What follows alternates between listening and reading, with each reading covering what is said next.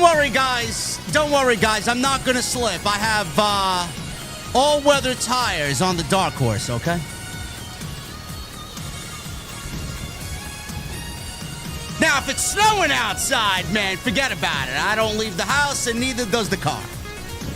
It stays right where it is, in the garage. Monday Night Raw, brand new week. We're closing out November. It's Survivor Series. It's War Games. Go home show, so you know what that means. It's time to see who gets the advantage.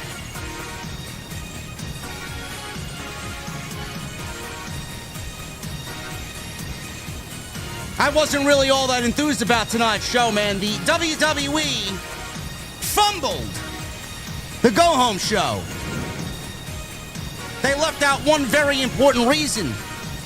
One very important thing about the go-home show. Why? Why? Why do I care? Ladies and gentlemen, we're going to the venue inside my mother's basement, and when I get there on this Monday night, I want to know, what the fuck are you guys drinking? I'll see you over there.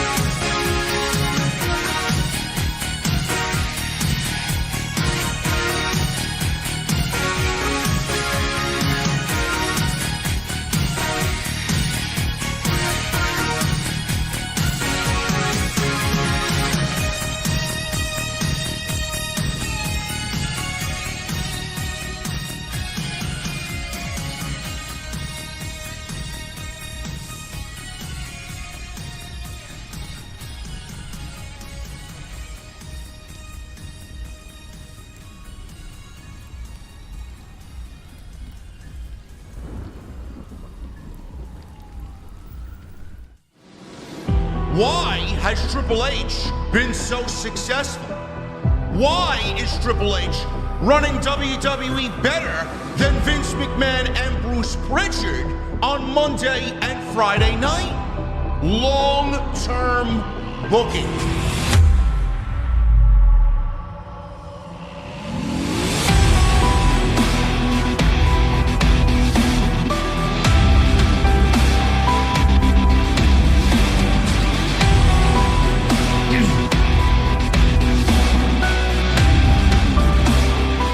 What is going on, guys? Thank you so very much for joining me right here on Off the Script. This is your Monday Night Raw post show for November 24th, 2025. I am your host, JD from New York, as always, coming to you live from the OTS venue inside my mother's basement. Thank you guys so very much for joining me on this Monday evening, wherever you may be.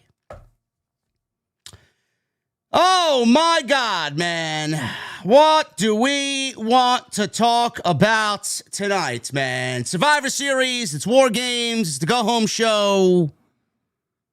Brock Lesnar botching his little dance at the top of the stage as he emerged from the back after a very dull and lifeless 2-hour show.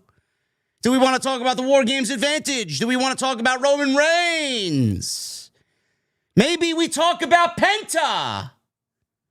Maybe we talk about Penta getting injured. He can join Sheamus in the hospital for being pulled from the John Cena tournament, which, in my honest opinion, I feel like has been cursed because WWE did not inject fun into the tournament.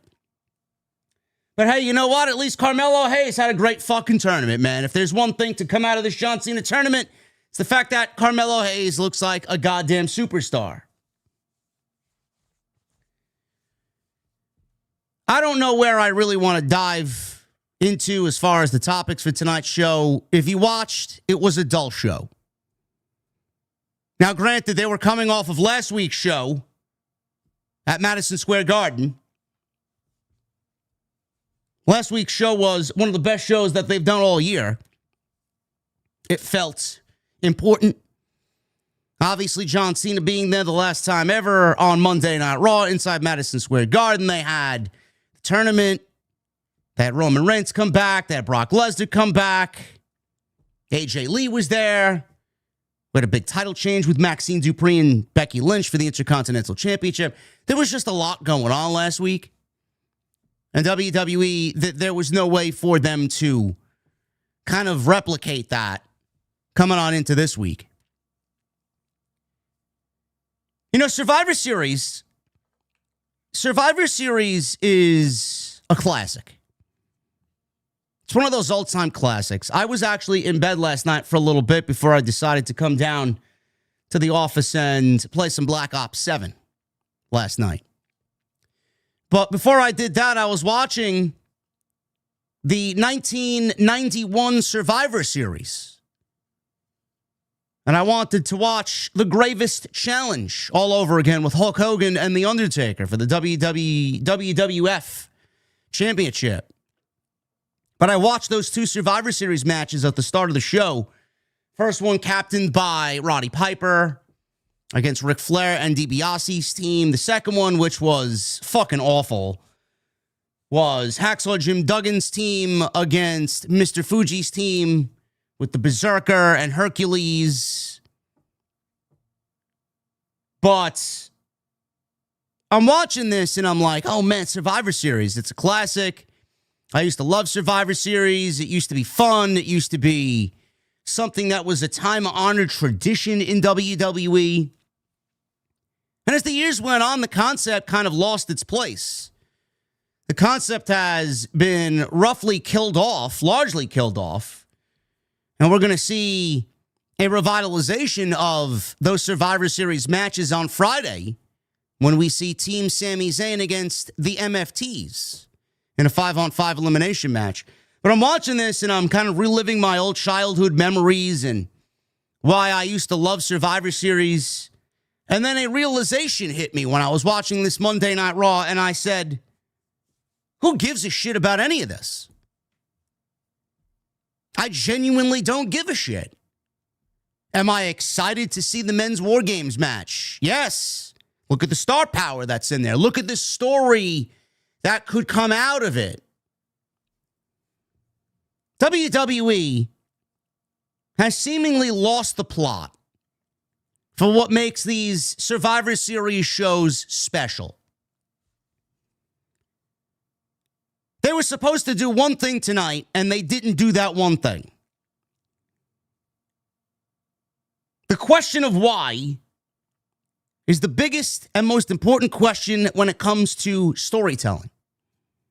When it comes to why something happens, in this case, on our professional wrestling show for 2.5 hours, the question of why is the most important.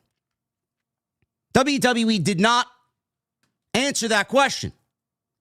WWE sent Roman Reigns, CM Punk, and Cody Rhodes out there on a Monday night to share the ring together. And they didn't give me a reason of why. Why do they want to battle division in War Games? What is on the line? Why is it so important to them? They didn't answer that one singular question tonight. All we got was a Monday Night Raw to start at 8:30, or it really did start at 8:30, at 8 o'clock. And that opening segment took at least 20 minutes. And none of those top three guys answered the question of why. Why do they dislike the Vision? Why do they want to battle the Vision? What is that? What exactly is on the line here? What is the importance of this match? How is this match going to change the trajectory of WWE? What is going to happen in the aftermath of this War Games match? How is the WWE going to look different after this Saturday? None of these questions were answered. And if you feel any indifference, and if you feel any kind of blasé feeling towards the WWE product in general, but in this case going into Survivor Series, that's the reason why. That's the reason why. We got a team called The Vision going into War Games against some of WWE's biggest stars ever. And the only thing that doesn't have any vision is Triple H and his creative team. Because, once again, they take advantage of the paying customer. They think they can get away with it. And this is why people don't really give them enough of a hard time. I will do no such thing and ignore this issue. WWE, once again, has taken the advantage of the paying customer. There's already 35,000 going up to 36,000 tickets out the door. They'll probably be close to 40 by the time bell time hits on Saturday night at 7 p.m. Eastern time. WWE is taking advantage of their fan base, of their paying customer, by simply giving you a star-studded match, and did not cover their bases and did not give you a answer as to why. And give us a clear direction about what WWE is going to do. How is it going to look after Survivor Series is over? As far as I'm concerned, these matches don't even really need to be taking place because there's nothing on the line. Is Monday Night Raw hanging in the balance? Is there a power struggle on Monday Night Raw that we might not be aware of? Does Monday Night Raw feel like it's being threatened? No. No, no, and no.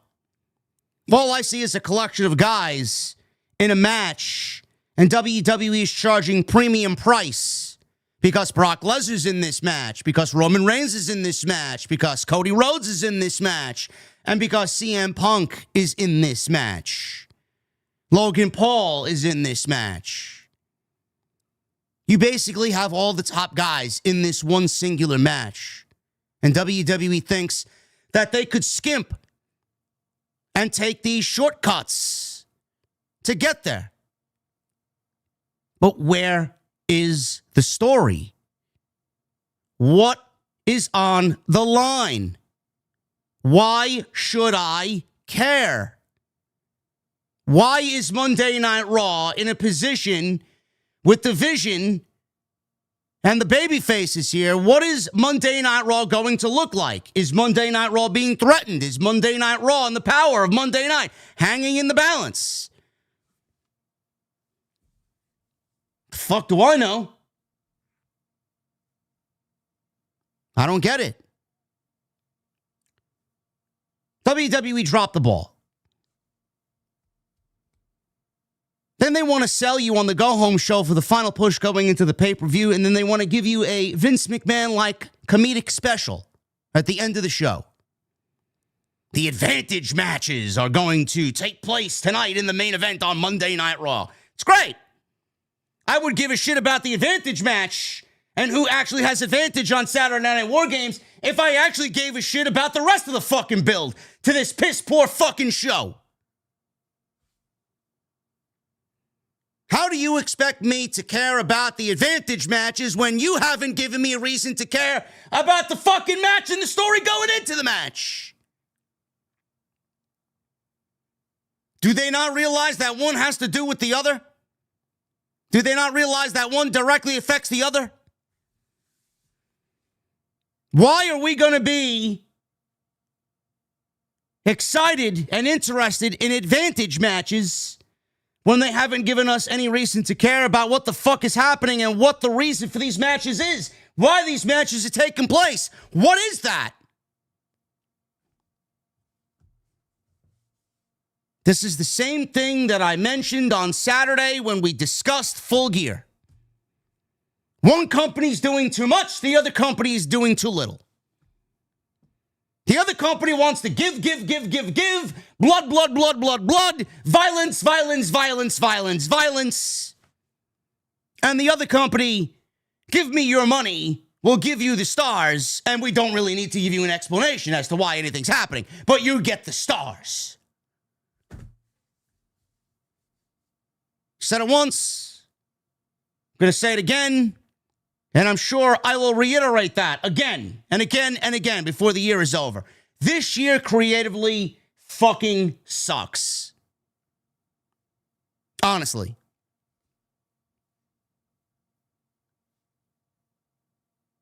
The War Games match for the men is lucky that they have the star power that they have in that match. And the stars have been aligned to get everybody in that match at the same time. If they didn't, then we have nothing.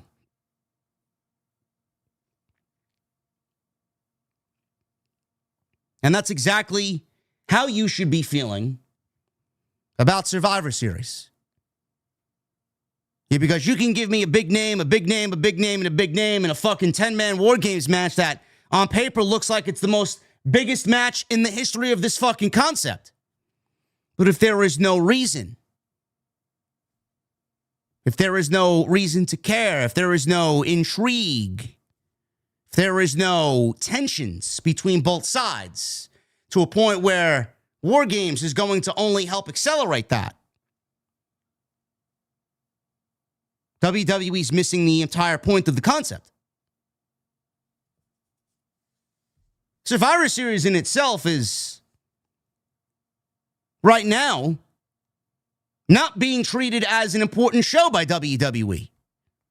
I honestly feel like Survivor Series is being mishandled. I feel like WWE is abusing the Survivor Series, pretending like it's something it's really not. Survivor Series hasn't felt important in years. They've only masked its problems and masked its oldness and its outdated feeling by giving us War Games. And then at the same time, WWE has abused the War Games concept and has watered down the War Games concept. Triple H might not agree. Triple H might be in denial. But Triple H is doing the same thing with his lovely War Games concept that he brought back while he was in charge of NXT Black and Gold, because Vince didn't want anything to do with it because it wasn't a WWE concept. Triple H is going to be in denial, but I'm going to spit the truth at you. He understands. He'll never admit it, but I'm sure he understands because all he sees is the fucking money coming on in for this outdated concept. War Games is being treated by Triple H the same way his father-in-law killed off Hell in a Cell. I thought Triple H was supposed to be different. I thought Triple H wasn't going to make the same mistakes that his father-in-law made. Yet here we are. We got names thrown into a War Games match with no reason to fucking give a shit. We got no answer to the question of why. We got nothing tangible on the line. Nobody even cared to explain why it's so important for them to be in this match and win this match. Why? Why? All I got is Roman Reigns don't like Cody. Roman Reigns don't like Punk. Roman Reigns says the World Championship. Take your pick. Would look a lot better on him than it does on CM Punk and Cody Rhodes. At least Becky Lynch gave us a reason that she wants to eradicate AJ Lee from WWE. I'll take that as a solid reason as to why Becky wants to be in this match. The War Games concept is slowly dying. It is. It doesn't need to happen every year. The build was awful. Came together in the last 3.5 weeks. And then they want to sell you on a fucking go-home segment with advantage matches that don't mean anything and everybody brawling with 10 seconds left of airtime. And then they make a hard cutoff at 10:29. Fantastic. Yeah, I'm sure that got everybody excited about Survivor Series.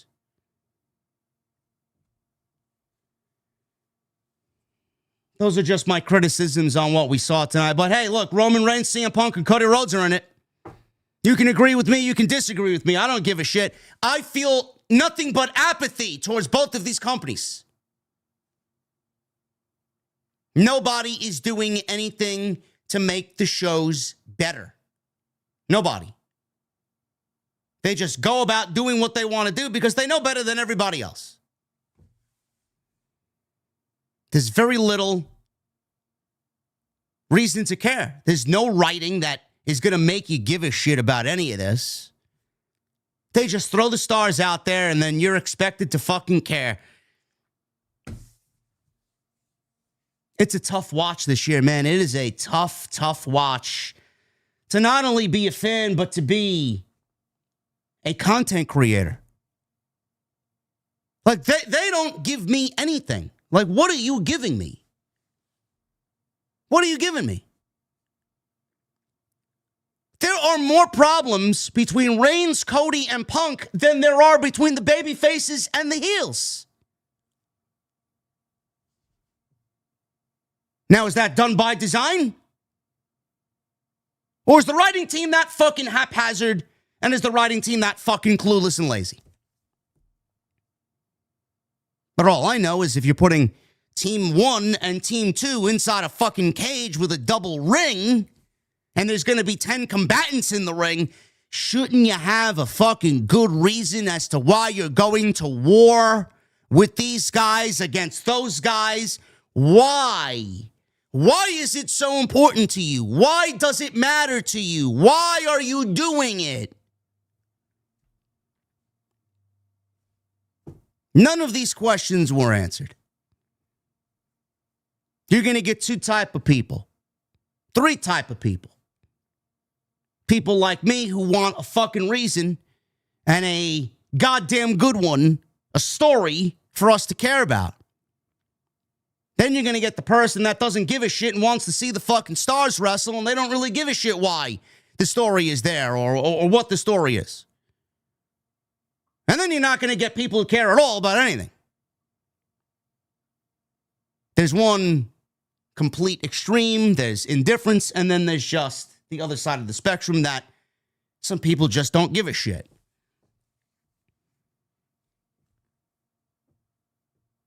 Roman says because he hates the vision. Okay, so Hologram, I could ask you another question. I could ask you another question as a follow-up. Roman says he hates the vision. Why? Do you see where I went with that? Why? It's the most important question that you could possibly answer when you are telling stories. Why is this happening? Why are these people there? Why do they want to go to war? Why are they teaming together for the common good? Why?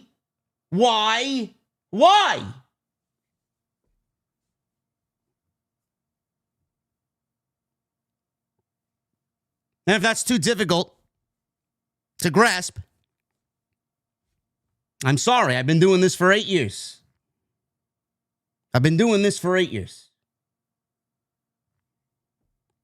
Not changing for a fucking single soul. I'm going to continue to be hard on these companies because they don't deserve the attention that they are seeking. And everything that they've done has fallen flat on its face this year. WWE and AEW both. I am not falling for their bullshit. I don't give a shit who you give me. I don't give a shit how much money you're making. The amount of money you're making doesn't equate to a good product. The money you're making only equates to you being more lazy and skimping on all the little minor details, which you weren't doing before, but now you seem to just overlook because you got all that money coming in. Now, we don't do that here. We don't do that here. So we'll go over that. The Advantage matches took place this week. So we got a tape SmackDown on Friday for the ladies' Advantage, and we got a tag team match with the Usos, Logan Paul, and Drew McIntyre tonight for the men's Advantage. The John Cena Last Time Is Now tournament took place again tonight. The second round begins. We were supposed to get Penta versus Solo Sikoa and a Penta win, but the match was cut short due to a real injury that took place in the first third of the match. And Penta had to be the one, unfortunately, to get hurt here. And by that, Solo Sikoa advances to the next round to wrestle Gunther one-on-one, who beat Carmelo Hayes tonight in easily the best thing on the entire show. So we are looking at a Gunther versus Solo Sikoa match that nobody asked for. Gee, I wonder who's going to win that one. As if we didn't know already. On Friday, I thought everybody was trolling me, and it's even worse on Friday night.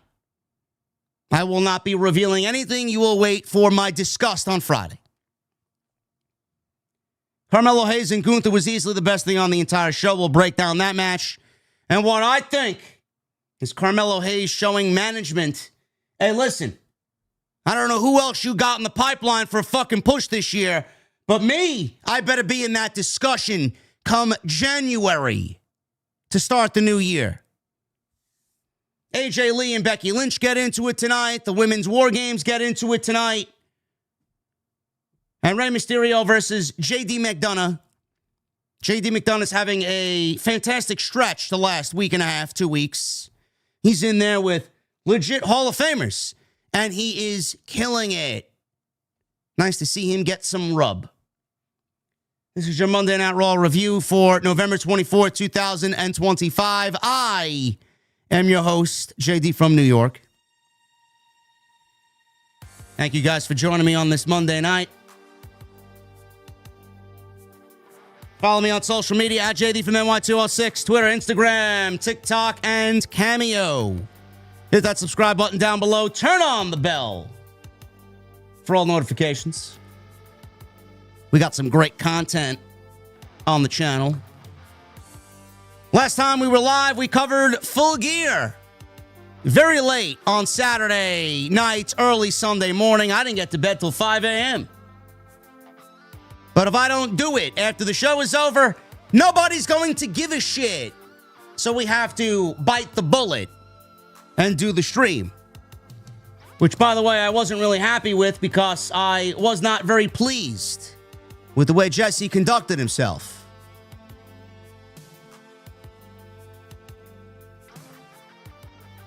So for all the people that were upset about the stream and the vibe of the stream, I was not feeling it either. But we still did big numbers. And I appreciate you guys for joining us on Saturday night. Hopefully we'll have a better show on Wednesday. So go check that out. We broke down the Tony Khan, Ariel Helwani interview as well. Broke it down like nobody else does. Well, maybe Jim Cornette and Brian Last, which was fucking hilarious if you guys go listen to what they said and how they broke down that Tony Khan, Ariel Helwani interview.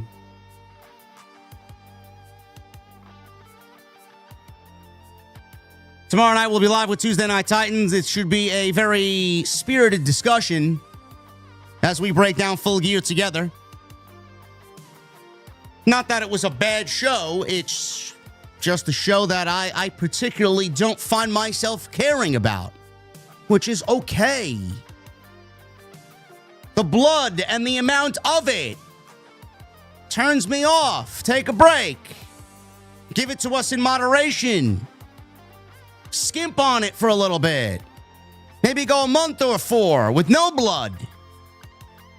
And then maybe revisit it when it actually means something. Like inside a steel cage. No, but we got 4 of the 9 matches on Saturday night that included color.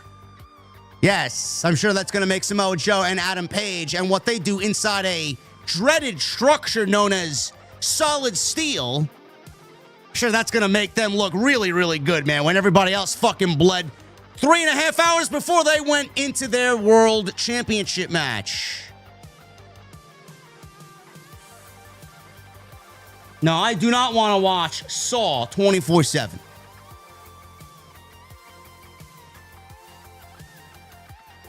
So we'll be live with that tomorrow night. Hit that thumbs up down below. Turn on the bell for notifications. Leave me a comment down below. A thumbs up and a comment, or both. Helps us out in the YouTube algorithm. So make sure you guys go and do that for me. And tonight we're sponsored by my great friends over at Blue Chew. BlueChew.com, code JD.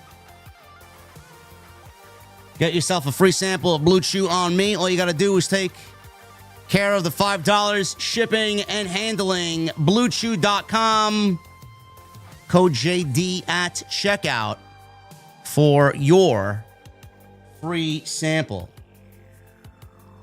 Have you guys tried this? Let's see if I can take it out of here. Have you guys tried this? Liquid Death, if you guys are fans of Liquid Death, have you tried this Fruity Pebbles?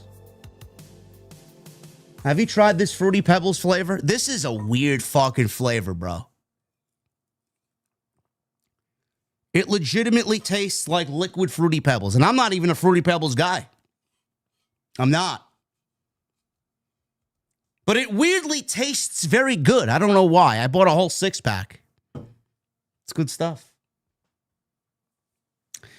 Let's get into this Monday Night Raw post show here. We kick things off. Everybody's asking, JD, why did you give this show a Red Skies? Well, it was dull, number 1. Number 2, we got 6 minutes of video package. They showed a video package of the Babyface War Games team assembling. And Paul Heyman aligning with Drew McIntyre, and then Brock Lesnar's appearance last week at MSG, followed by Roman Reigns to come out and square off with Lesnar. And then finally, the Superman punch that Brock Lesnar sold tremendously last week. Which, by the way, all of the fake reactors and people who still react to Brock Lesnar every time he comes out there because they all know he gets views. And the IWC fake journalist pundits, you know, they all want to cry that nobody wants to see Roman Reigns and Brock Lesnar. Yes, no shit, Sherlock. Thank you. Thank you for speaking what everybody else is feeling. But then these same people will go and jump through fucking rings of fire with their fucking pants down, stroking it for Tony Khan because the elite got back together, man. Oh, man, Kenny Omega. Kenny Omega and the elite, they joined Jungle Boy and Luchasaurus.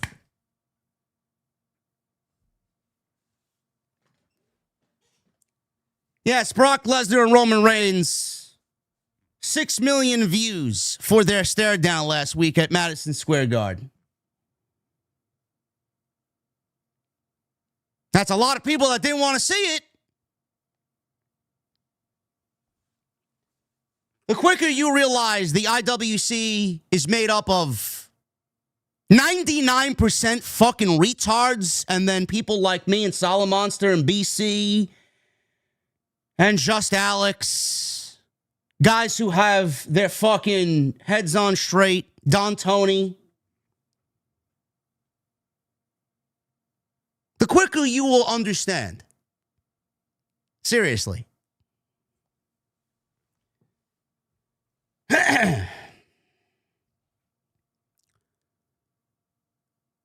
This video package took about 6 minutes. Man, I love when my pro wrestling starts on a Monday night and I gotta get 6 minutes of a video package, which is fine. But then that motherfucker better lead straight into something that actually matters. So we got 6 minutes of video package, and then we get Roman Reigns coming on out. He's throwing the ones up there. He's wearing his new merch.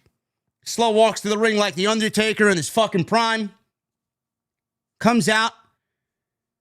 And by the time this guy speaks, it's another 6 minutes. So Roman Reigns is in there. Fans are chanting, OTC, OTC. He comes out and says, OKC, acknowledge me.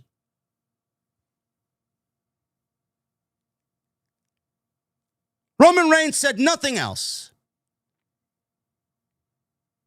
I'm still looking for the why. Why is Roman back here? Why is Roman aligning himself with the baby faces here? So, we all acknowledge Roman Reigns after 15 fucking minutes go by.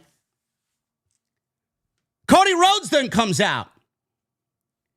Cody Rhodes comes out. And everybody's got to get their woes in because, you know, it's fucking American Idol on WWE television. Cody's in the ring. Cody Rhodes! Great job, Oklahoma. Great job. Cody speaks to Roman and told Roman he acknowledges that he is a man of his word. He said the last time he gave him his word, it was about a match. But this time, they are going to war. He asked Roman Reigns, what's in it for you? All right. That's a feasible question. Why are you here, Roman? Let's see if Roman Reigns answers. Reigns said last time he checked, he's been in this war, and you're just now joining. He says he doesn't like Cody, and Cody doesn't like him.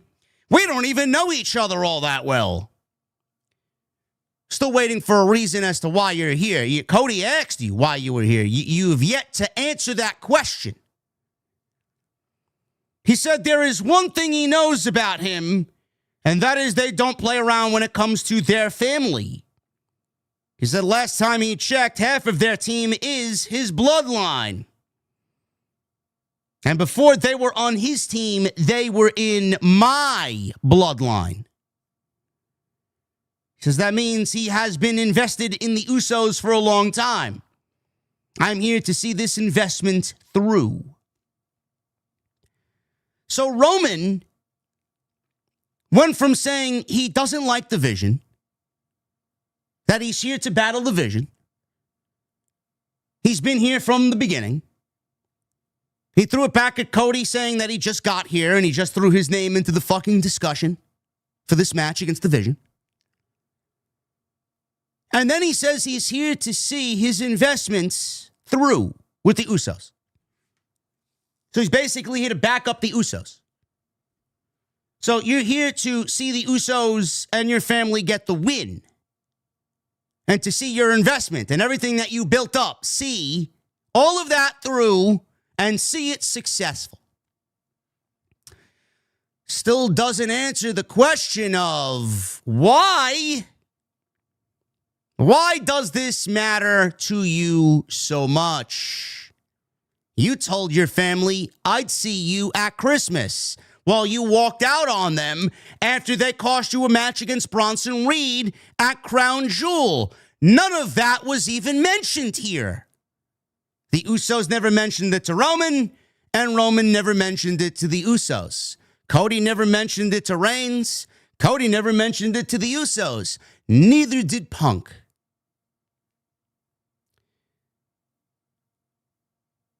Chat, is it me or does this writing fucking suck?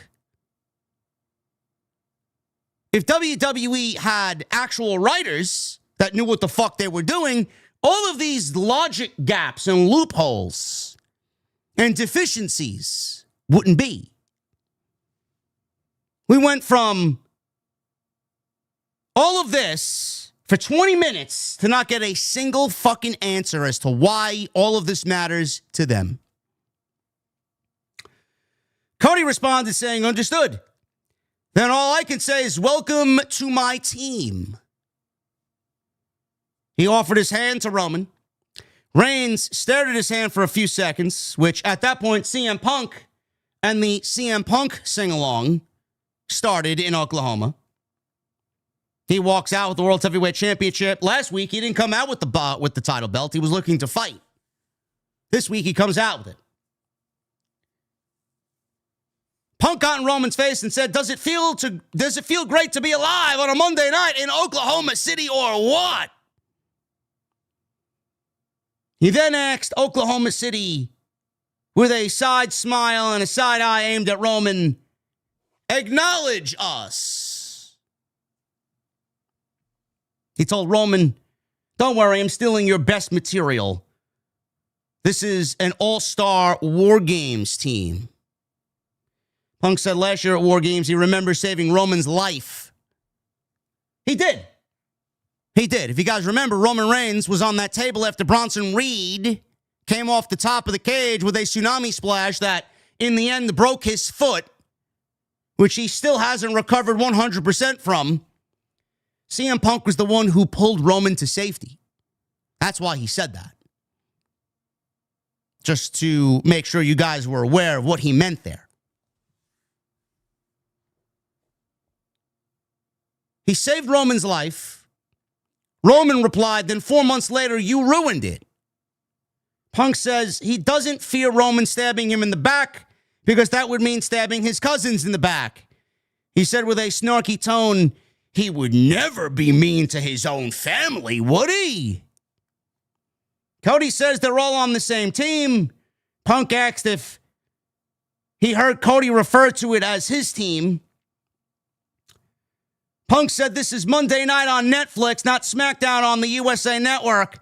He told Cody he could be the quarterback on Fridays, but on Monday, they call me the champ. Roman interjected and says that they might as well pull them out and measure them now. Meaning that it is just a whose dick is bigger contest now. He said it's ridiculous. He doesn't care whose team it is. He says he doesn't like either of them, but they can agree that he hates Paul Heyman and he hates the Vision. That's my word. That's my promise. That I hate them more than I hate you. He closed by telling them, you know, being that we're being open and honest and truthful with everybody, that title would look so much better on my shoulder. Now, who was he talking to? Punk asked, well, who are you referring to? You talking to me or you talking to Cody? Reigns laughed and says, ha, that's for you two guys to figure out.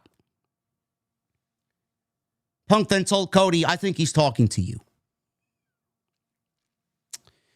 So WWE, being that they refuse to give us a why for the baby faces and the Vision. What's tangible here? What's on the line? What is the landscape going to look like? Is Monday night being threatened by this group, by Paul Heyman? What's the reason? Maybe WWE, I'm trying to think. Maybe WWE thinks that no matter what they do, it's not going to be a substantial enough reason. Maybe they think that the real story here is the tensions between the baby faces and themselves. Roman has a problem with Cody. Roman has a problem with Punk. Punk has a problem with Roman. Punk probably has a problem with Cody. The Usos have a problem with Roman after what he did to them. A long 5-year history of what he did to them. Like I mentioned, the last time that we saw them in the ring together was at Crown Jewel, and Roman blamed them for costing him a match against Bronson Reed, where he told them, I don't want to hear from you guys until Christmas. But here he is. The tensions between everybody on the babyface side is the story. But where does that leave the Vision? That leaves the Vision winning this match on Saturday night. And I honestly think it's going to lead into Punk defending the championship against either Logan Paul or Braun Breaker. And I'd say we get the belt on Braun Breaker if that's the case. Because I would love to see Roman and Braun Breaker at WrestleMania. And I'd like to see Punk versus Cody for the WWE Championship. There's a lot of story with the babyfaces. That's what WWE wanted to relay here. But the whole premise of War Games is out the window. It's not babyfaces against themselves. It's babyfaces versus the Vision. And WWE dropped the ball. WWE failed to give us why the babyfaces here against the Vision means anything. What does it mean? It doesn't mean anything. Sure, there's a ton of All-Stars in this match. It's like watching the fucking MLB All-Star game. It's great. But what does that matter to anybody? What does that mean in the end? The All-Star game is the National League versus the American League. Do you know what's on the line? Home field advantage in the World Series. Some of those people don't give a shit because they know they're mathematically eliminated already before the fucking All-Star break is even here. They don't give a fuck. But they all collectively try to win together. And some of those guys, they're going to play like it's their fucking toughest game of the year. And they're going to try and win it because they have a good feeling that their team may end up in the World Series. National League versus American League. There's something tangible on the line. Punk used that analogy tonight. It's like a fucking all-star team, all-star game. Sure, you could do that and use that analogy with the amount of talent that's on your fucking team and the amount of talent that's on the other team. But what exactly is on the line there? No, bragging rights is not tangible. I need something of substance on the line. I need something that is absolutely vital to the show and is a root cause for consequences. There must be consequences for someone winning, and there must be consequences for someone losing. Right now, we don't have any of that. There's nothing tangible on the line. There isn't a home field advantage in the World Series on the line here. That's what this War Games is missing. That's what Survivor Series is missing. If they want to do something like this, give me something that is within reach. Give me a fucking reason as to why these two teams are here and what the consequences are of someone winning and someone losing. What is that going to be? How is that going to make the following Monday show look? Am I making sense? Have you heard this from anybody else? Has anybody else brought this to any sort of discussion?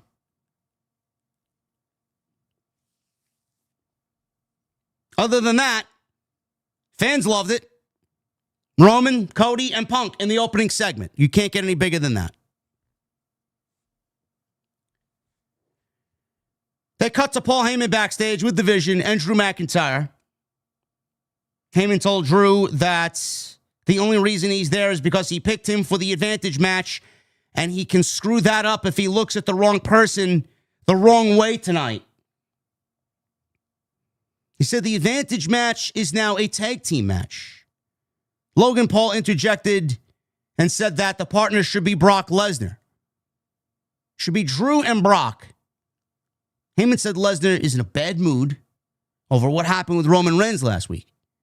He says he shouldn't have said Lesnar's name. Logan said Brock's name cannot come out of my mouth. Heyman says, are you kidding me? Logan says, listen, I'm just messing with you. Heyman revealed after Logan started playing with Paul Heyman's emotions, I think it should be Braun Breaker. I think it should be Bronson Reed. You mean to tell me it's me? Yeah. It's you and Drew. Tag team against two of their guys. Wise choice, says Logan Paul. And Paul Heyman smiles like the devilish prick that he is. I enjoy the aspect of Drew's suspension. Drew is suspended, yet they are finding ways for him to be on television. So I love the fact that they keep throwing it in Nick Aldis's face. Like, this guy is suspended, yet he attacked Cody Rhodes on his tour bus on Friday and left him a bloody mess. And then he left the building. He jumped in his rental and sped away from the building. Now, tonight, he's suspended. But Paul Heyman chose him to wrestle because he's now officially part of the War Games team. So Paul Heyman officially chose him to wrestle for the War Games advantage. It's just poking the Nick Aldis bear. Like Nick Aldis is like a wasp nest. He's poking it. At some point, Nick Aldis is going to sting back. Gunther. He went one-on-one with Carmelo Hayes. Last time is now second round. I was looking forward to this more than anything else on the show. They gave these guys 17 minutes. Good. It's what it should have gotten. I'm going to be honest with you here, man. I enjoyed this match more than I did the Javon Evans match last week at Madison Square Garden. I thought this was a fuller match. I thought this was the amount of time that they should have given those two guys last week, honestly. Javon's going to get his, though. I thought this was everything that match should have been. Now, granted, it was a first-round match. Can't give everything away in the first-round match. It was more likely that Melo would have gotten what he got tonight over Javon Evans in the first round with Melo in the second round. But I thought that this match was a lot better as far as in totality, compared to what we got with Javon Evans last week. I think the outcome was never in doubt. I think everybody came into this knowing that Gunther was going to beat Melo. I would be a betting man and say that Melo knew that Melo was losing before this match was even announced. But that's besides the point. It's not what I'm really going to focus on. This is one of those situations where you are given minutes to go out there against one of the very best on this planet, and you are given enough time to open some eyeballs and have people second guess why they made shit creative decisions throughout the year with you. And that's exactly what Carmelo Hayes did. He made everybody question exactly what the fuck they've been doing and why they've been sleeping on this guy. They brought him up, number one draft pick on Friday night. He had a first match on his first night on the main roster with Cody fucking Rhodes. I mean, you can't get any more of an endorsement than that. After that, he did virtually nothing. Zero. Melo waited and waited and waited and waited and waited for an opportunity. He went after the United States Championship. Him and Andrade had a best of 7 series unofficially, which was some of the best on Friday night. Some of the best content on Friday night. They went nowhere with that. He never made a mention of the United States Championship again. He never went after the United States Championship. They didn't push him in that way. Andrade never went back for it. LA Knight eventually ended up winning it. I always said, and you can go back, and I even said it then, the United States Championship match should be Melo and LA Knight. or Melo and Andrade at WrestleMania. We got LA Knight and Jacob Fatu instead. Maximize your minutes. Melo waited and waited and waited, and then all we see is Melo and Miz. Melo and Miz as a tag team. Who asked for that? It's almost like WWE didn't realize that Melo was even a part of the main roster. Like, this guy got brought up, was drafted number 1 in the fucking draft. He wrestled Cody Rhodes on his first night. He wrestled Andrade in a best-of-7 series, went after the United States title, gave you some of the best matches on the fucking brand for the entire year last year, only to then disappear and then reemerge in Melo Don't Miz. It's almost like WWE forgot that he was a part of the fucking roster, and they pretended like he didn't exist. Oh, this guy's on the roster. This is his first day. We'll team him with The Miz. Because we all know The Miz is a gatekeeper. You got to work The Miz. You got to work with The Miz. Whether you're in the ring with him wrestling, or you got to out-promo him, or in this case, you'll work with him and he's going to help get you over. Clearly, Melo showed everybody that he didn't need The Miz to help him get over. Nobody remembers it, nobody cared, and nobody's talking about it. Nobody wants to see it, so what did it do? What did it do? The one thing that got Melo over is the one thing that you should have did the fucking very first time he got on to the main roster. Let him work! How about that? Let him work! Now you see exactly the mistake that you made. And he took this tournament into his own hands and used it to his advantage to show everybody that he can work. He maximized his minutes. He went in there against Bronson Reed and had a great match. And then tonight he worked Gunther and had a great match and had the crowd on his side because Melo's babyface offense against Gunther and his size and heel is just a perfect combination. If there's one thing that this tournament did, it is show us that WWE doesn't know how to have any fun. If the one thing this tournament did, it showed us that WWE still, after everything, all year, refused to be adventurous. They rested on their laurels. They played it safe. If there's one thing that this tournament did, it's helped get Carmelo Hayes up a couple of rungs on the ladder. So in totality, the tournament was a fail. Injuries, not enough surprises, a very predictable outcome, WWE not releasing the brackets until last week.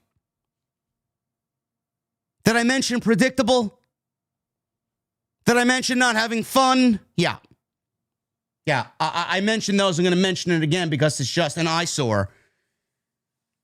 This tournament was a fail. Everything that John Cena's name was attached to, that WWE tried to run through this year, was a fucking fail. The only thing that was a success was that when John Cena said, you know what, we got to end this shit because I'm running out of time. I got to be myself. And he went out there and had bangers for 3 months. The one thing that WWE could not control, the one thing that WWE couldn't ruin, is the way Cena wrestled. Cena's going to go out there and work. And he did. And he had some great fucking matches this year, which I'm assuming will end up on some of the best matches list for the end of the year. But everything that John Cena's name was attached to this year was a fucking fail. Including this tournament. Melo made the most of it, though. When you want to look at all the bad, The one glimmer of positivity that comes out of this tournament is Carmelo Hayes, because he owned both of his matches in the last 72 hours. The guy went out there and worked, and he got better off for it. This was a great match. Gunther held control. You know, I still hear people claiming, oh, well, I want Gunther to go back to his old theme, JD. No. The old theme was not it. This old theme, the NXT theme, is where we're headed now. So deal with it. We got bigger things to worry about. We got bigger fish to fry over here. Gunther held control. And Hayes started to make a comeback when they came back from a commercial break. There were chants for Hayes. Gunther kind of took advantage of Carmelo Hayes and was kind of being lazy with Hayes. He took him for granted here. Hayes ducked the chop, which, I mean, Gunther is so much bigger than Carmelo Hayes, so it was easy to kind of get out of the way there and use his speed to his advantage. Gunther cut him off again, went for a powerbomb. Hayes countered into a DDT, and we go into a second commercial break here. So, I mean, we got 6 minutes of commercials, so maybe roughly 10, 11 minutes of actual TV match. Gunther was still in control. Hayes ducked another chop. Gunther, his arm hit the ring post. Hayes tried a slingshot DDT on the apron, and they basically fell straight to the outside. Hayes followed a flip dive and backdrop Gunther into the timekeeper's area. Gunther wasn't about to let Hayes try and get a count-out win now, so he dumped Hayes into the timekeeper's area next. Hayes quickly comes out of the timekeeper's area, jumps atop the barricade, and dropped Gunther with a leaping DDT before scurrying back into the ring. Gunther laying on the outside. They tried to give you the little glimpse of maybe Gunther's going to get counted out here and Melo's going to win. But Gunther gets quickly right back up and gets back into the ring at a count of 9. So he almost won by count-out the same way that he beat Bronson Reed on Friday Night SmackDown. Gunther slipped back just in time. Crowd got into it. Hayes went for nothing but net. Gunther dodged it. Melo rolls through. As soon as he turns around, Gunther absolutely destroyed him with a clothesline and a powerbomb. Stacked him up, and Carmelo kicks out. Gunther applied a sleeper. Hayes fought to his feet. It wasn't enough. Gunther dropped him with another powerbomb, and that was enough for the win. Gunther defeats Carmelo Hayes in 17 minutes plus, and he advances to the semifinals of the Last Time Is Now tournament. Good stuff. Good stuff. Carmelo deserves it, and if there's one thing that comes out of this, Carmelo opened up a lot of eyes, and hopefully he opened up the eyes of a lot of people backstage to a point when January comes around and we start discussing WrestleMania plans, and he's going to be on Friday Night SmackDown. I think Dragunov versus Carmelo Hayes for the United States Championship should be in the picture for a WrestleMania program, and Carmelo Hayes is crowned the new United States Champion. Just saying.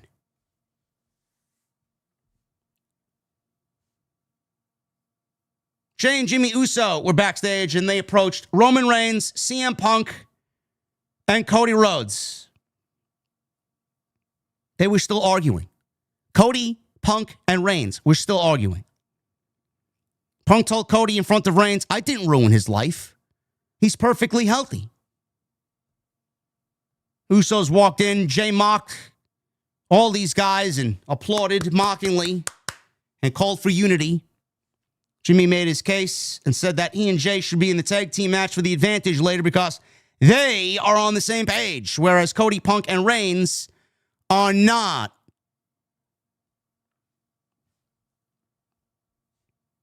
Dominic Mysterio. He comes on out. He's no longer the Intercontinental Champion, though he will be after Saturday. He will be winning that championship back. It's just a matter of how. Is El Grande Americano going to help him? Are we going to see nonsense with Rey, Mysterio, and the Americanos? Or maybe Liv Morgan comes back, and maybe Liv Morgan is the one that helps Dominic Mysterio regain the Intercontinental title. I don't think that Liv coming back now is the play. I think saving her for the Royal Rumble, we're almost there. We're almost there. Another 2 months. So he's out there with the AAA Mega Championship. He said at Survivor Series, he's going to take back his IC title, continue to be the greatest Mysterio of all time. He says it doesn't matter if you cheer for Cena or not. He's not here tonight. He says he doesn't blame him for not wanting to come to this dump. And then all of a sudden, John Cena's music played. Tessitore got excited. He declared that Cena was in Oklahoma City. He called it a bonus Raw appearance. And then said, can you believe this? We got a little person. We got a very tiny man. A short man. Came on out. Dressed as John Cena with a small person acting and reenacting Stu the cameraman's role. Wade Barrett called this version of John Cena John Wiener. He ran to the ring and had trouble climbing into the ring. Barrett, he was laughing and he was explaining how hilarious little people are. The crowd popped for John Cena's theme and John Cena's entrance, only to find out that John Wiener, not John Cena, made an appearance in Oklahoma City. Dom told John Wiener not to interrupt him like that. I should drop you right here where you stand. He says he's going to save his energy instead, though. Says he has no idea what's coming for him at Survivor Series. So John Wiener said Dom had a nice speech coming from the worst Mysterio of all time. Dom leaned in and asked him, stick to the plan. He then did some of John Cena's catchphrases. Dom kicked him and knocked him over. Wade Barrett laughing hysterically. Dom then did the Cena finish him or you can't see me routine, including the 5-knuckle shuffle, followed by the 619, followed by his top rope frog splash. Barrett says he hopes the real John Cena got the message. And all of a sudden, Rey Mysterio's music then played and he ran out to the ring. Dom quickly bailed when he seen his father, who was out there getting ready for a match against JD McDonough. What in the holy fucking Vince McMahon was this? This was fucking terrible. People were laughing. People were telling me how they were hysterical laughing. I got a kick out of it. Blah, blah, blah, blah, blah. Chat. We had to live through some of the absolute most toxic and dirt shit worst segments on Monday night. We are in 2025. And we're still doing WWE laughing at midget segments.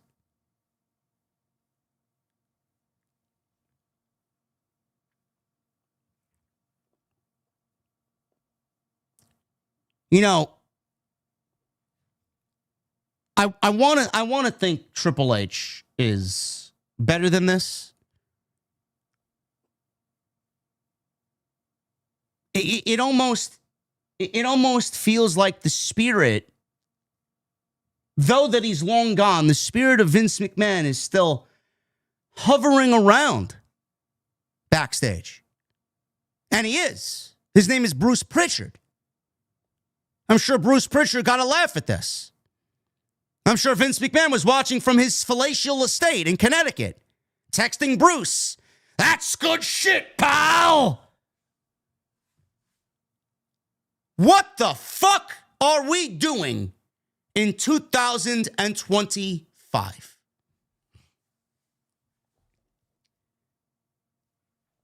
The build to John Cena's last match included Dominic Mysterio delivering a 619 and a frog splash to a midget. Yet you'll have people cackling and laughing and finding this humorous. This is what we have lowered our expectations to on Monday night. It's good to know.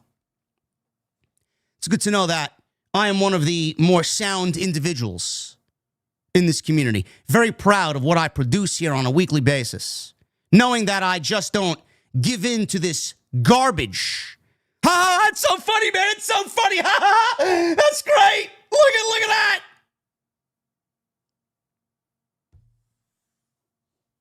I mean, I could fake react to it too for views and clicks. I don't find any of this funny. It is fucking garbage. Garbage. Dominic needs to walk out with the Intercontinental Championship from John Cena, not John Cena. He needs to win the Intercontinental Championship back because, let's be real, John Cena doesn't need to defend the IC title against Gunther in Washington, D.C.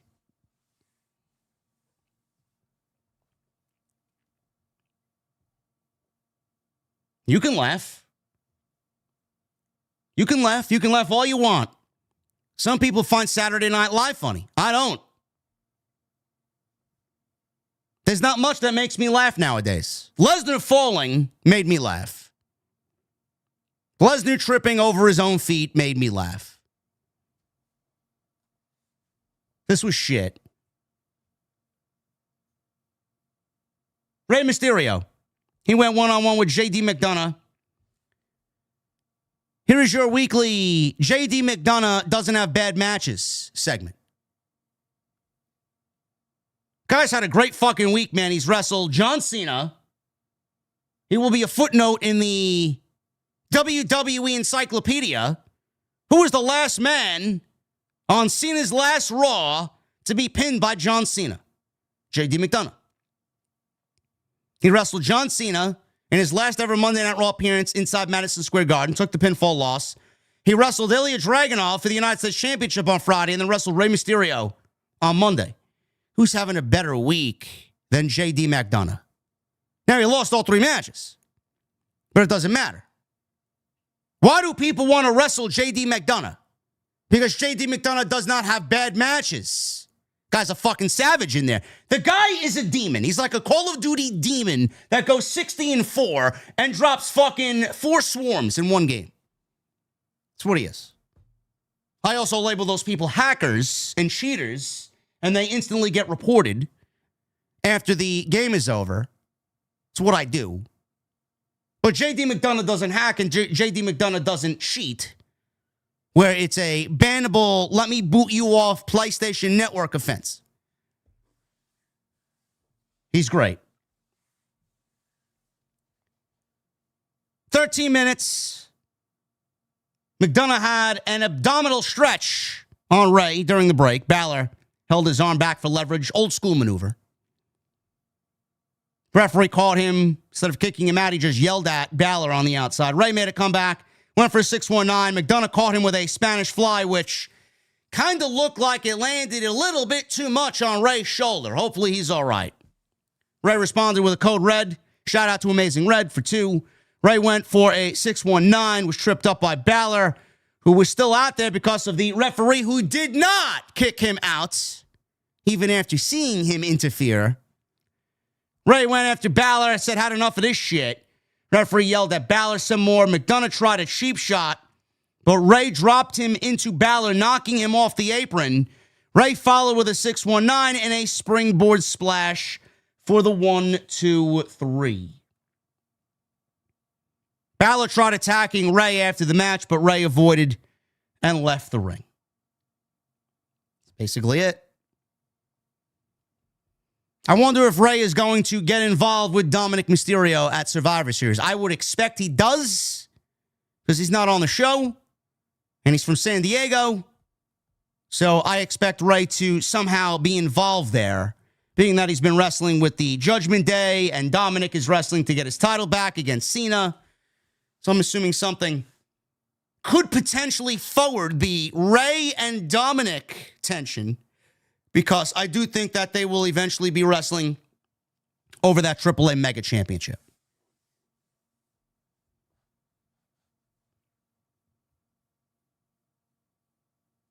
Apparently, Cody Rhodes is going to have the hottest actor in Hollywood on his podcast.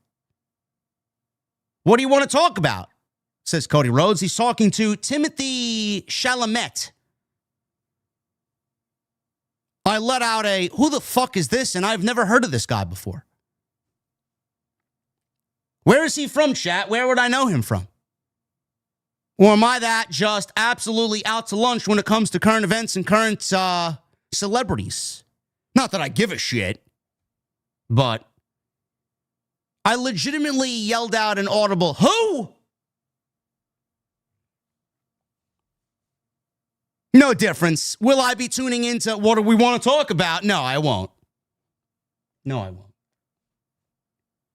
He's in Dune. Oh, MK Pandy says he's in Dune. I fell asleep during Dune. I thought it was fucking boring. I looked at Dune as an episode of AEW Dynamite. Boring. Kylie Jenner's boyfriend. I see she has absolutely no taste in men, huh? Great. Guy looked like a fucking pencil-neck, four-eyed geek. Raquel Rodriguez.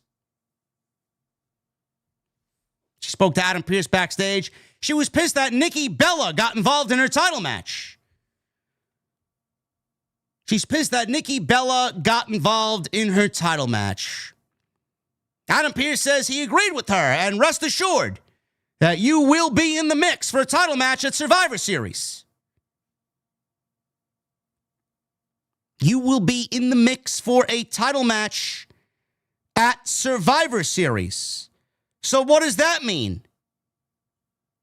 Are we getting her added to the match?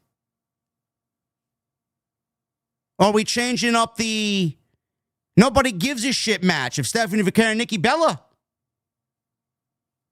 I don't know. I don't know what's going on there. Not that Raquel Rodriguez is going to make that match any better, but she left satisfied after Adam Pearce told her that she would be in contention. And in walked in the New Day with Grayson Waller. Kofi Kingston was complaining about them wanting their tag team title opportunity. Pearce yelled for all of them to shut up.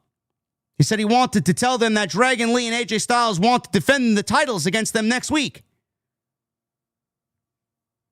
So Kofi Kingston was like, what? Wait a minute. You gotta do the thing, he says. And yes, that is official. And then they all celebrated. So Adam Pearce had to make it official. And then they celebrated. Waller put a blonde wig on his head for some reason. Don't know why. But Adam Pearce, after that, said to everybody that he needs a drink. Yes, so do I. But most of the time, I need a drink on Wednesday night because the show is so fucking awful. Rhea Ripley. We got a clip of Rhea Ripley introducing AJ Lee as the fifth member of her War Games team on Friday Night SmackDown. Becky Lynch made her entrance. The Kabuki Warriors made their entrance. Asuka, Kairi Sane, Nia Jax, Lash, Legend, all made their way to the ring. All the heels for the ladies are in the ring. Becky Lynch said she could hear the fans are all unhappy with the injustice that happened to her on Monday, last week. She said she had the best lawyers working on it.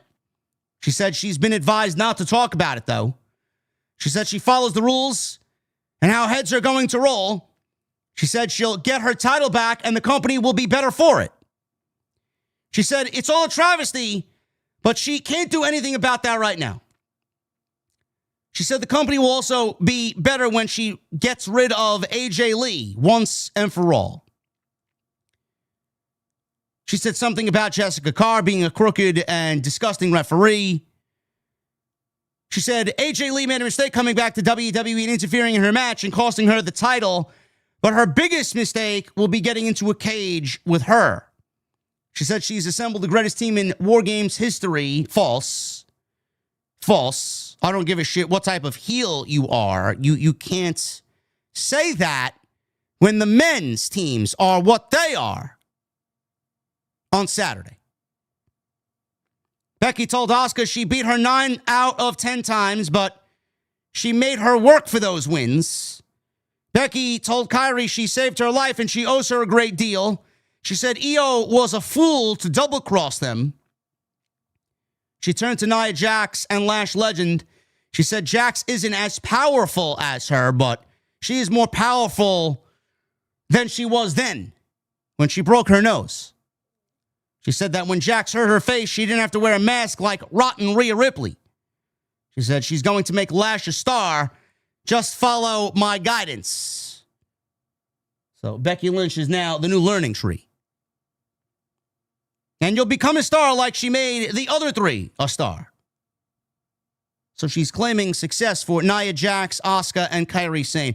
All of a sudden, Rhea Ripley's music plays, and the babyface team came out. So AJ Lee's out there with her team. AJ Lee's got a microphone, and she's face-to-face. The battle lines are drawn here, baby faces and heels. AJ told Becky that the old AJ Lee would have torn her pretty little face off, but lucky for you, therapy works. She said all of this bravado and tearing people down just to lift others up is a sign of insecurity and fear. She said she doesn't need to run her mouth to lift herself up. She said she knows exactly who she is. She said she doesn't have to bark because she's all bites. She said Becky reminded her of that. She said she lit a fire in her, and the women behind her are pouring the gasoline on it. She said Becky made a mistake locking her in a cage. She said the old AJ will come out, and she won't be the only one to knock her down from her high pedestal and laugh as she falls all the way down. Isn't that right, Rhea? So AJ Lee hands the microphone to Rhea Ripley, and instead of saying something, Rhea Ripley immediately bashed Nia Jax in the face with the microphone. A big brawl broke out with all 10 women, and the faces cleared the ring of the heels after a battle, and all of them battling in the ring. So with the baby faces standing tall, that means the heels are going to potentially win? Are they going to win? No, I'm going with the heels. I'm going with the heels winning this match on Saturday for the men, and I think the baby faces for the women are going to win. So I think the babyface women team is going to win. I think the heels. I think the Vision wins. Because you got to look at it from a subtraction method or a who's in this match and can't take the pinfall thought process. They're not pinning Roman. They're not pinning fucking Cody Rhodes, and they're not pinning CM Punk, being that they're both world champions. Roman's not taking a pinfall either. He's already lost more times than he cares to lose this year. Written off TV more times than he cares to be written off TV this year. I think that Jimmy Uso or Jey Uso is going to take the losing fall for their team, and I think the heels, the Vision, win. I think the babyfaces win their match for the women.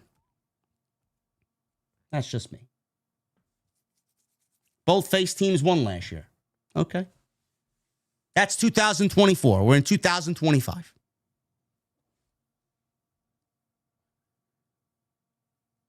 Did this get you any more excited about the Women's War Games match? No, but I will say Becky Lynch's heel work this year is tremendous. And if you don't like Becky Lynch this year, then I'm sorry. You just don't have good taste in heels. That's what that says about you.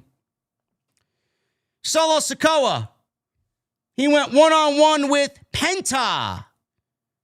This was a second-round match for the John Cena Last Time Is Now tournament. Penta got injured.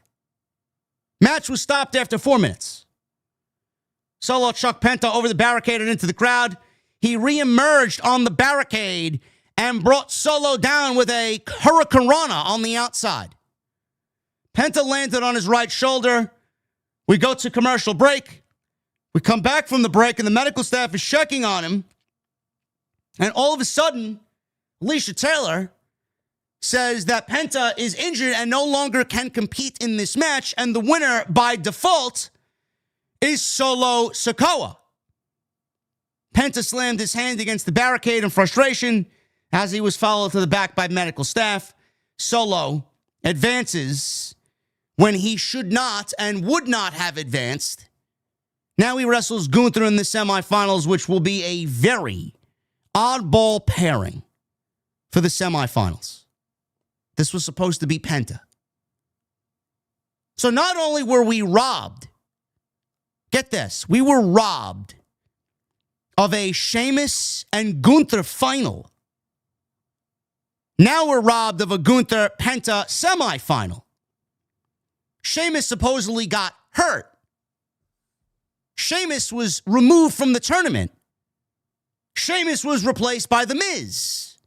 The same Miz who already lost his opening round match. Somehow, he bargained with Nick Aldis to give him a second opportunity. So the last time is now tournament will be known for giving The Miz an opportunity for a second time over everybody else. And the only reason why they did that is because they didn't want Sheamus to lose to LA Knight.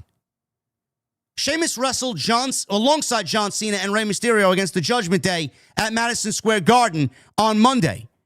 He wrestled that entire match. He looked fine. He walked out of the match. He looked fine. They celebrated on stage. He looked fine. They say Sheamus is injured. I don't buy it.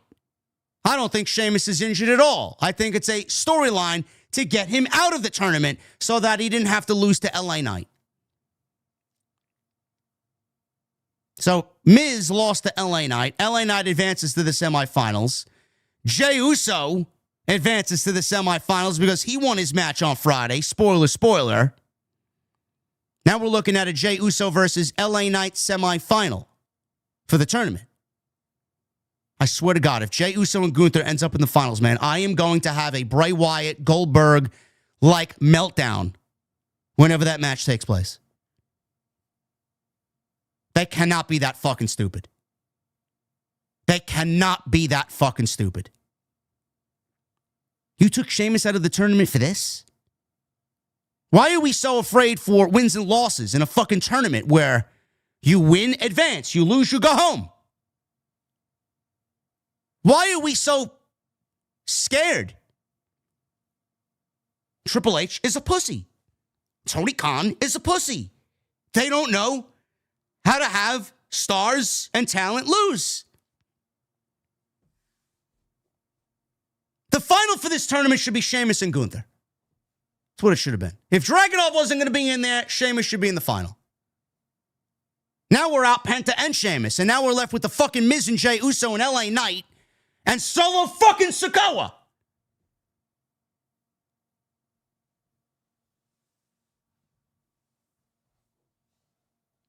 I hope that this isn't serious. I hope that this isn't serious for Penta. Penta's been working with a torn rotator cuff for years, partially torn. How he's still working with a partially torn rotator cuff, I have no fucking clue. It's like Swerve was working all these years from NXT, from the NXT days with a partially torn meniscus, where he finally said, you know what, I got to get this fixed. And now he came back on Saturday at Full Gear. But the fucked up thing is, the Lucha Brothers just got back together for WWE under the AAA banner. They made a match for December. Penta teaming with Phoenix against Dominic and El Grande Americano. I hope he's not too injured and that match gets canceled. It's not the same if Rey Fenix teams with a Dragon Lee or Rey Fenix teams with another masked luchador that isn't Penta. Maybe Gable will be back by that time. Maybe Gable can fill in as the real Grande Americano.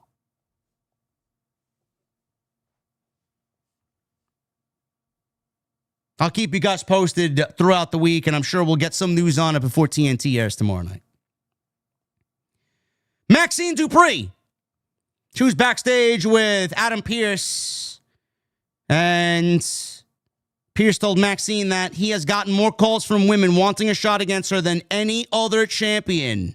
You know what that means? That's basically WWE telling her Maxine is not long for this world as Intercontinental Champion. That's what that means. She says she wants to make everyone proud of her reign and be respected, so the work is just beginning. She says she wants to call Natalya. Ivy Nile got in Maxine's face as if we are supposed to remember who she was. She came out to crickets. She says that title is mine. Roxanne Perez and Raquel Rodriguez then walked up to her. Perez says she can take that belt away from her anytime she wants. Adam Pearce walked up to them and asked, "Is there a problem?" Yes, get the belt off Maxine and put it on Roxanne. There's your WrestleMania match with Roxanne and Liv Morgan for the Intercontinental title. You'll remember who called it first when it happens at Mania in Vegas.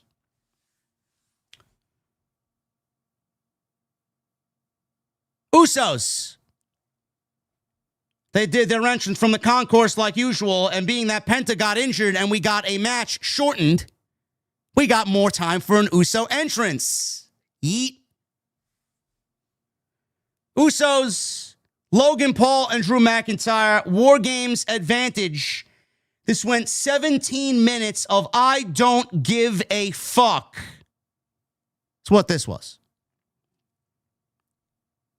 I would care about this if there was something tangible on the line, and there was something on the line that both of these teams were fighting for.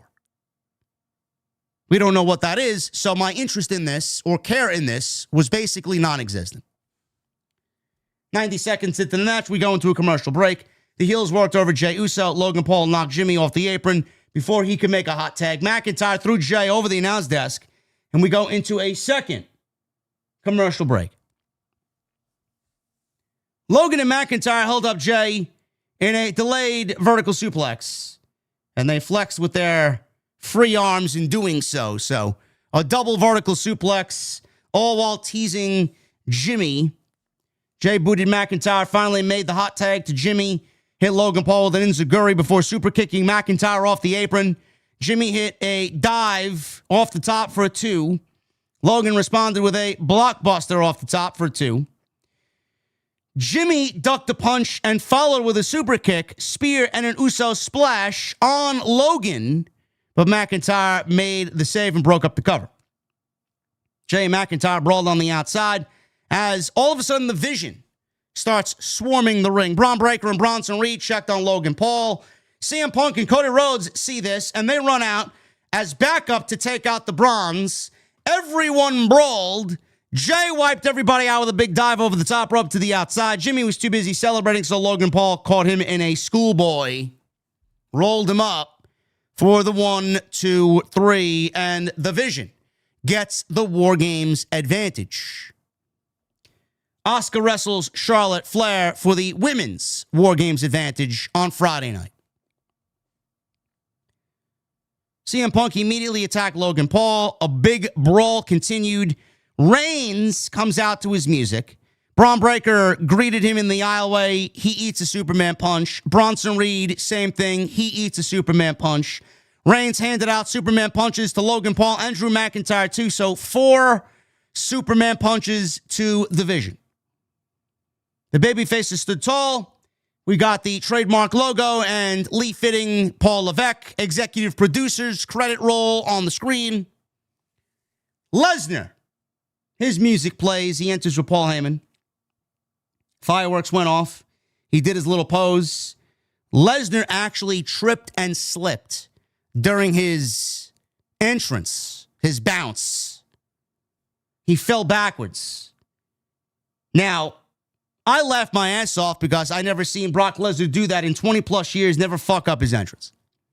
The floor must have been slippery. He must have been wearing a different kind of boot or a cowboy boot or a shoe or footwear. I don't know.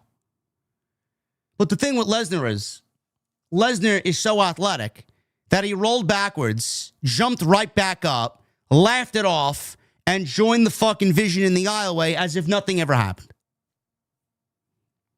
He popped right up. He started laughing at himself, and if you can't laugh at yourself, who are you going to laugh at? This is the same guy that ripped his jeans in his segment a few months ago on SmackDown against R-Truth, and then started to twerk with his ripped jeans. Lesnar marched down to the ring. He joined the Vision. The two teams faced off. They brawled, and within seconds, the show came to a fucking screeching stop, and that was it. Man, what a sell for Survivor Series, man. Oh, man, I can't wait to watch Saturday. WWE took advantage of everybody that paid money to sit in Survivor Series, and all they're giving you is major name, together inside of War Games, and that's what you're paying for. You're paying for premium price tickets to see the stars. No reason why they're in there. There's no dialogue that means anything. There's nothing on the line. But as long as we got Cody and Roman and Punk and Lesnar and Logan Paul in the same match and Drew McIntyre in the same match, then your money is well worth spent. Thank you for coming. This was a very lazy and lackluster go-home episode that did nothing to get me excited about both War Games matches, John Cena versus Dominic Mysterio, which the final build was Dominic attacking and delivering John Cena moves to a fucking midget. And Stephanie Vaquer versus Nikki Bella, who weren't even on the fucking program. Where's the Survivor Series build, chat? You can't see it. Thank you guys for joining me here on this Monday Night Raw review. We're going to get into your super chats in just a second. If you guys want to get them on, it's the best way to support what we do. Super chats are open. Hit that thumbs up. Let's try for 750 likes. If you guys can do that for me, at least. 750 likes. That is the goal. Follow me on social media at JDfromNY206, Twitter, Instagram, TikTok, and Cameo. Hit that subscribe button down below. Turn on the bell for all notifications. Go check out all the other content on the channel. There's plenty of it. More to come tomorrow. Tuesday Night Titans with the Solid Monster tomorrow night. We got Survivor Series predictions. We got a breakdown of Full Gear. Should be good. Hopefully we'll have news on Penta as well. Survivor Series, you know what, is going to end up being good because there's nothing going into it. It's going to end up being a newsworthy show because they've put nothing into it. So the bar is very low.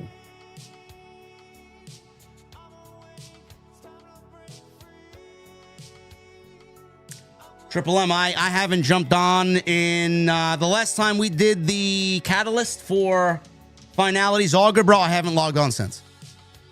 I've been playing Black Ops 7, and I've been playing Arc Raiders. So, no. I probably won't be back on until Renegades, bro. I'm just burnt out. There's nothing interesting, man. I'm just done.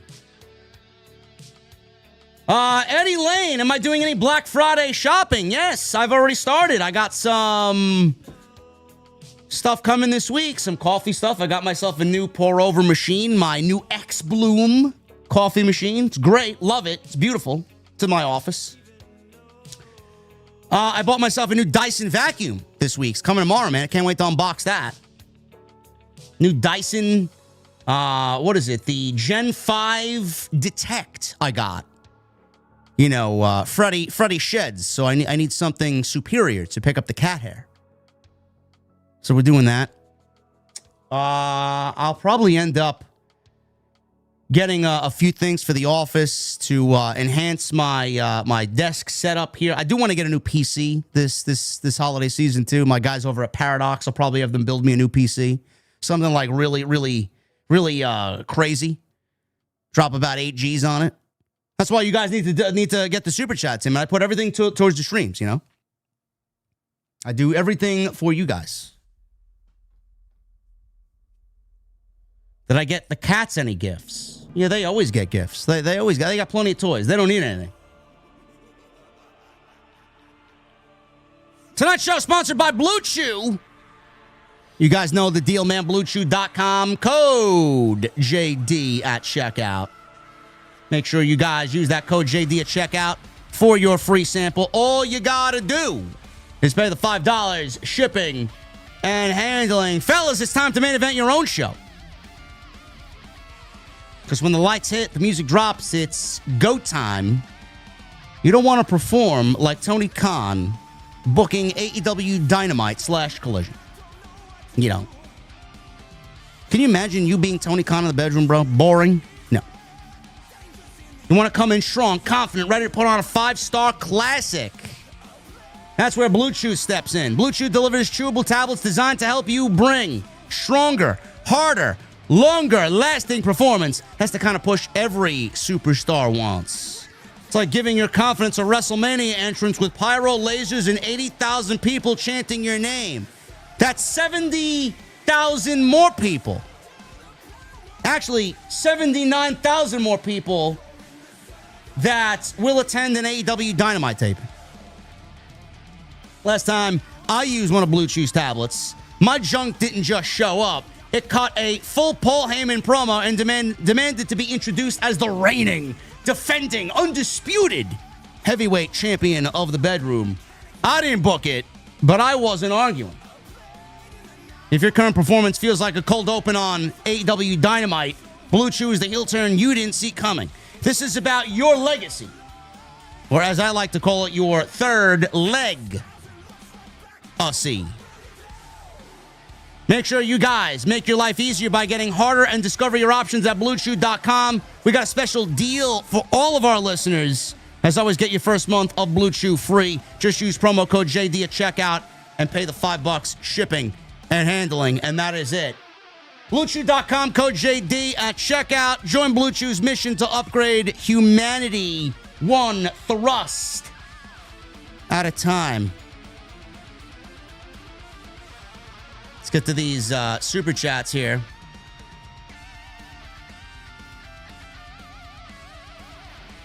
We are going to start at the top, and I know my guy Michael Krause is the first in line at the venue tonight with his $2 super chat. Michael Krause says, JD OTS, how are we doing today? Let's go. Yeah. Thank you, Michael. Tone C with a 33 months OTS for life. Thank you, brother. Boss Mo Jackson with the $4.99. What's up, brother JD? I will try watching AEW for a change. I know the pay-per-views are better than the weekly shows. I haven't watched it over a year. Brother, don't torture yourself, bro. Don't. WrestleMess with a $9.99. Just want to send a happy Thanksgiving to the whole OTS family. I'm thankful for our little community. It's not a Monday night without wrestling. DJ JD's fine music selection and a great discussion. Thank you, brother. I appreciate that. And I hope you have a great Thanksgiving as well. Twister 1296 with a $9.99. I've been in such a bad mood all day today, and it has not gotten any better for me. I hate whenever I have days like this because it is not good for my mental health and anxiety. Brother, I've been there, man. All my days feel the same. All my days feel the same, bro. Sometimes I just feel like a prisoner in my own house. You know? Nowhere to go. I dig my head in my work or my video games, and that's really it, you know? It's tough. The winter is just especially tough, bro. It gets dark at 5 o'clock. It's like, it's awful. Stay strong, brother. Stay strong. WrestleMess with a $1.99. I need a Melo Gunther proper feud immediately. Let's build Melo up. Melo deserves it. Let's get him there first, and then yes, I agree. Michelle with a $2 super chat ×2. Could they be setting up Punk Roman at Saturday night's main events? And are we seeing Triple H turn into a Vince McMahon clone? Awful. No, that entire show is going to be main roster versus NXT. It's going to be an NXT showcase because that's what John Cena wants.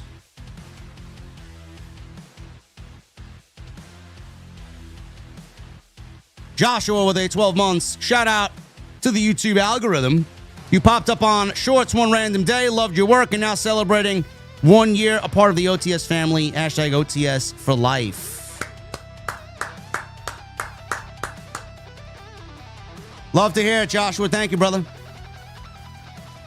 I stopped uploading shorts because I just felt like they weren't really doing anything as far as helping the channel. Like, I have a great watch time. I didn't want to ruin that. And the watch time is one of the key attributes as to what YouTube looks for as far as pushing content. Baltimore Jackson with a $9.99. Penta injury doesn't surprise me. I expected it. But not in a bad way. Every time I watch his matches, he makes me nervous. It's how he lands at times. He's my favorite lucha, so I wish him well. Zero fear, Baltimore Jackson. Live the gimmick, bro. Joseph Taylor with a $2 super chat. Brock in the main event. Women in the IWC upset. Cry me a fucking river. Lesnar inside a War Games cage is, to me, very appealing. Phil Illuminati with a $5 super chat. Brock botching his entrance and rolling through his slip-up was next-level comedy. Listen, I laughed. He moved on. Now he's a meme for the rest of eternity. Baltimore Jackson with a $1.99. Highlight of the night, the Brock botch. Twister, $12.96 with a $9.99. Didn't watch Raw. Just didn't feel like it tonight. How was it? Boring. Lackluster. They dropped the ball on the final sell for War Games.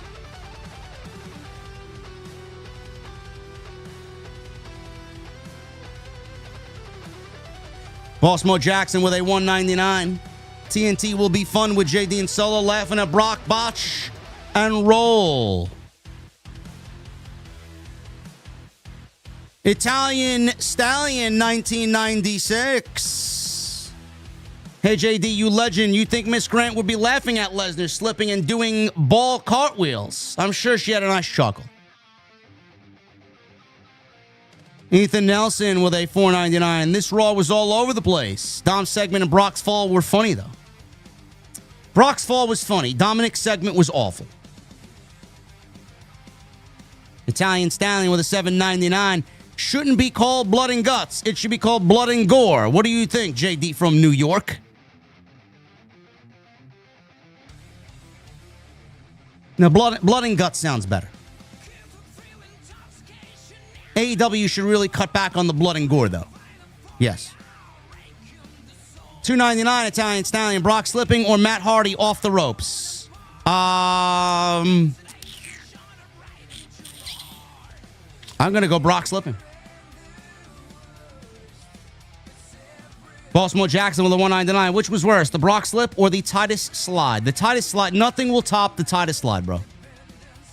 Nothing will top the Titus slip and slide. Benjamin with a $2 super chat. I'm drinking ice H2O out of a steel water bottle. Well, look at you, you fucking cheeky bastard, man. Taking those risks in life. I love it. Thank you, Benjamin. Italian Stallion with the $2.99. Botch Lesnar. Beast Comatose with the $2.79. Brock seemed to slip on Janelle's you-know-what.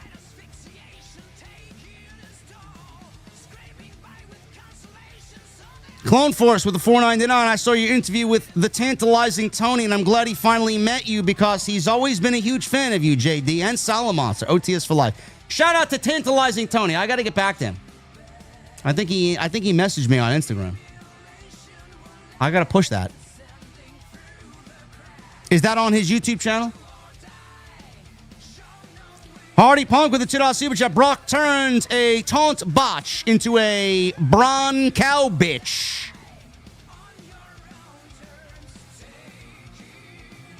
Tay with a $9.99. I'm ready to get War Games. Hopefully WWE delivers this Saturday despite the build to it. By the way, today's the 10th anniversary of my YouTube channel. Cheers to you, JD. Keep on rocking. Thank you, Tay. Appreciate you, brother.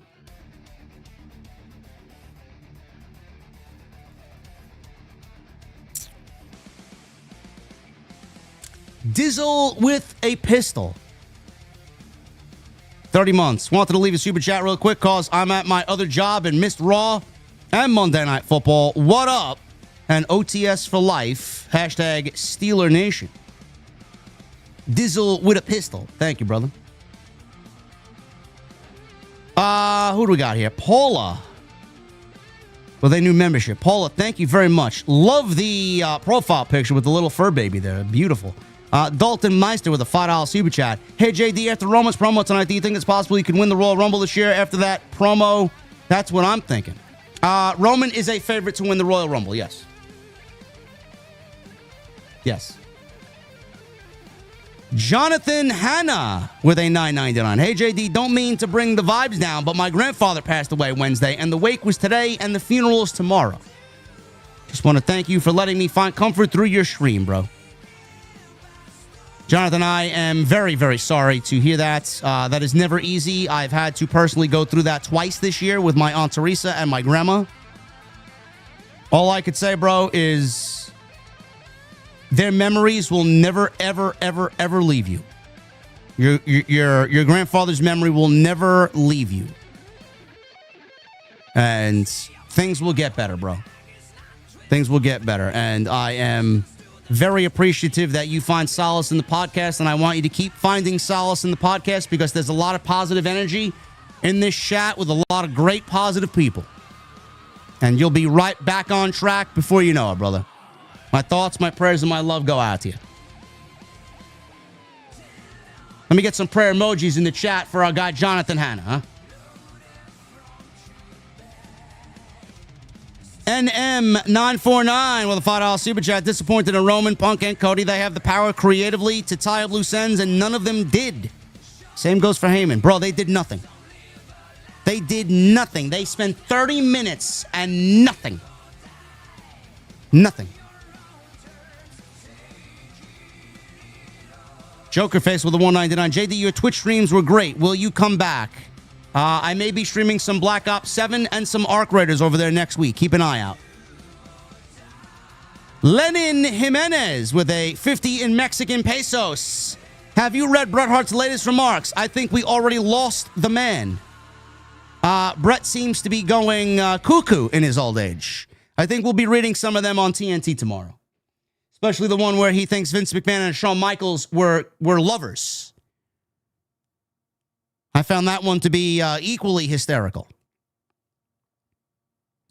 Gold Standard with a $5 super chat. Shockmaster is greater than AEW. You might be right there, bro. You might be right. Honestly. El Garave 007 with a $4.99. Hey, JD, WWE should have done Ethan Page versus LA Knight for this Friday. Instead, WWE missed the golden opportunity to light up SmackDown with that matchup. Bro, I don't know when they got word that Sheamus wasn't going to be in the tournament, but if they knew, they should have made the appropriate accommodations to make something different happen instead of the fucking Miz.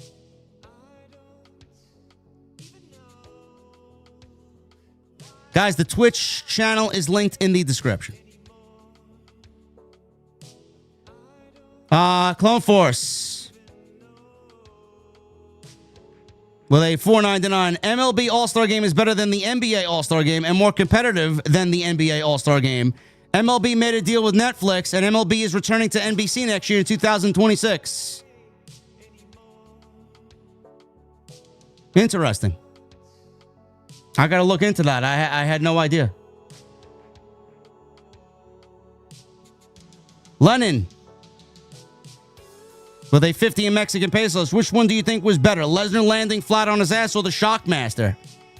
Bro, the Shockmaster is legendary, bro. You can't top the Shockmaster.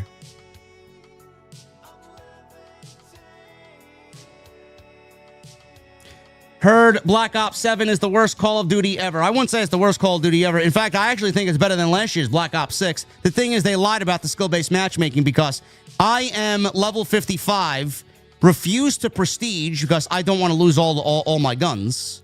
I hate that. I genuinely hate that. But I think they lied about the skill-based matchmaking because, man, my lobbies the last 48 hours are fucking sweaty as fuck. And currently, I hold a 1.8 KD. It's awful. They lied. Demeter Bullying Doggy with a $7.99. Why can't Rey Mystery just fight Cena inside a heaven in a cell with the custody of Dom on the line? Who's Dom's real mom? Who's Rey's real husband? Man, these are hard-hitting questions, man. What does sweaty mean, says Grant. Sweaty means like everybody on the opposing team plays like there's a fucking $1 million Tony Khan money match on the line. That's what it means. Major Motions. Demeter, thank you. Major Motions with a $1.99. I can't lie, Dom's segment was the best part of Raw. Listen, some people found it to be laughable and humorous. I did not. Not today, Jay, with 38 months. JD, it's been 3 years since I discovered you on TikTok talking about the Mercedes and Tiffany and Trinity situation. It's been uphill ever since. Love you, JD. Thank you, brother. I don't know. Should I make a return to TikTok, chat? Does anybody give a shit? Is there growth over there? No? I just find it to be just too much work for very little return. Kona Tiger with a $1.99. Hope we know why later in Survivor Series with Cody's team. Hopefully. And Gold Standard with a $5 super chat. He says, Shockmaster's greater than AEW. You might be onto something there. Lennon. I did read Bret Hart's latest remarks. And Furious Nation with a $4.99. What's up, JD? Lesnar sliding tonight was honestly hilarious. Did you also hear about the Anna Jay AEW contract rumors? I did. We will talk about it tomorrow on TNT. I think she's better off leaving AEW and going to WWE and joining the NXT Performance Center. I am missing out on TikTok. I have to understand how it works. Gotcha. I'm just lazy. I hate adding text and fucking fonts and all this other shit to it. Does that matter? I don't know. Anyway, guys, I'm getting out of here. I am jumping on Arc Raiders, and I'm going to enjoy the rest of my evening. Hopefully, you guys do the same. I'll be back live with you guys tomorrow. TNT! The Titans are back on Tuesday nights. Just like we were last week and the week before that. So join us tomorrow night, 8:30. We got a lot to talk about. Follow me on social media at JDfromNY206, Twitter, Instagram, TikTok, and Cameo. Hit that subscribe button down below. Turn on the bell for notifications. Go check out all the great content on the channel. And leave me a comment down below. Let me know what you thought of tonight's Monday Night Raw. Good, bad, in between. Sound off and hit that thumbs up.